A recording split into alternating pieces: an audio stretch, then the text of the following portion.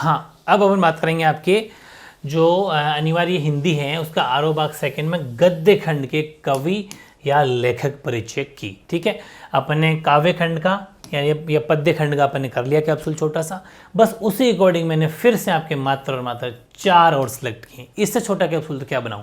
और ये 100% रिस्क नहीं लेनी है, बस 100% रिस्क पक्की रिस्क पॉजिटिव वाली रिस्क है, क्योंकि इसी में से आपके वहाँ पर छपेगा। और पूरे 10 से 10 11 इतने सारे देखे जाना भी नहीं है, पहले ये अगर याद हो जाते हैं तो फिर कुछ और देख लेना।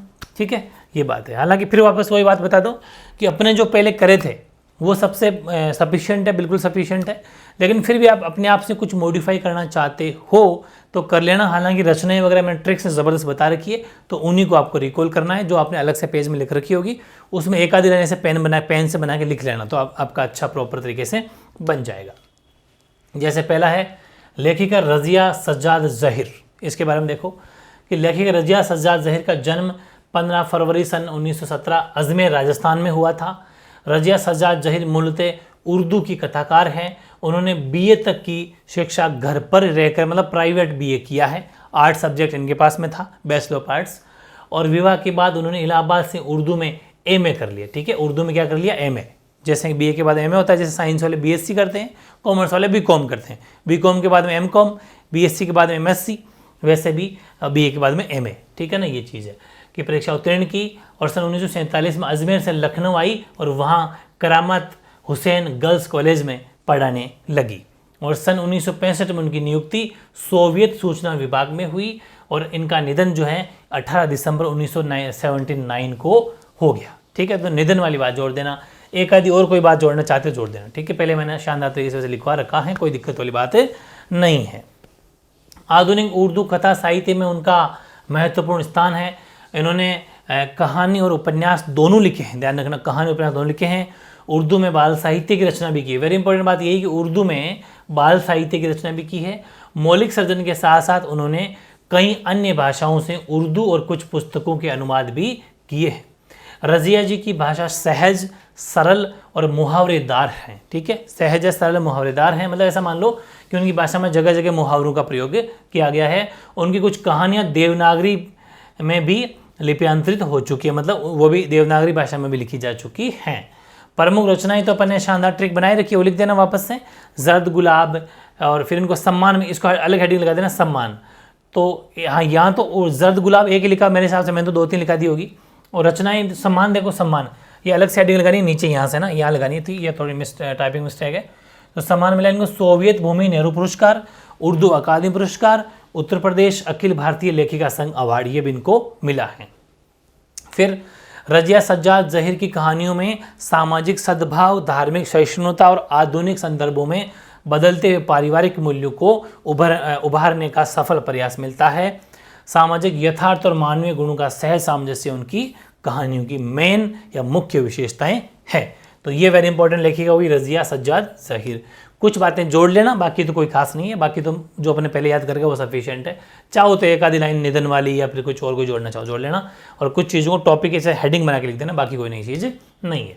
आचार्य हजारी प्रसाद, तो आचार्य हजारी प्रसाद द्विवेदी का जन्म उत्तर प्रदेश के दुबे का बलिया, ठीक है, दुबे का बलिया जिले के छपरा नामक गाँव में सन 1907 ईस्वी में हुआ था।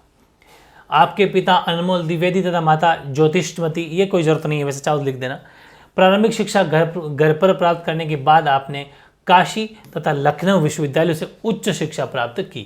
बाद में आप शांति निकेतन, काशी विश्वविद्यालय तथा पंजाब विश्वविद्यालय के प्रोफेसर शिक्षक रहे। मैंने ये बात लिखवा रखी है, इनको बार बार लिखने की जरूरत नहीं है। आपको भारत सरकार द्वारा पद्म भूषण से अलंकृत किया गया और 19 मई 1979 को इनका निधन हो गया।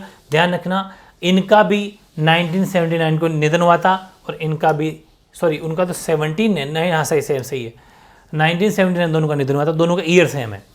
साहित्यिक परिचय, तो द्विवेदी जी मूर्धन्य ललित निबंधकार हैं। आपने इतिहास, समालोचना, उपन्यास आदि क्षेत्रों में अपनी साहित्यिक प्रतिभा का परिचय दिया है।